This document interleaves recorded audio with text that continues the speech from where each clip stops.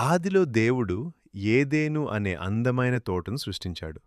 ఆదాము మరి హవ్వ అక్కడ ప్రకృతితో, జంతువులతో ఆనందంగా జీవించారు.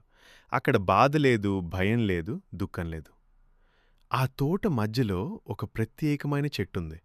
ఆ చెట్టు ఫలం తినొద్దని దేవుడు చెప్పాడు. ఒకరోజు పాము హవ్వ దగ్గరకు వచ్చి మాయమాటలతో దేవుని ఆజ్ఞను సందేహించమని ఆమెను ప్రేరేపించింది.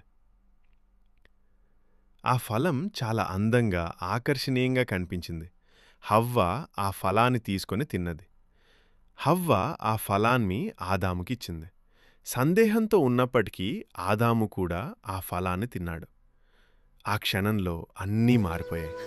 మొదటిసారి భయం, సిగ్గు, దుఃఖం ఈ లోకంలో ప్రవేశించాయి. ఆదాము మరి హవ్వ భయపడ్డారు. దేవుని స్వరం వినగానే చెట్ల మధ్య దాక్కున్నారు. దేవుని మాట వినకపోవడం వల్ల వాళ్ళ జీవితంలో కష్టాలు మొదలయ్యాయి.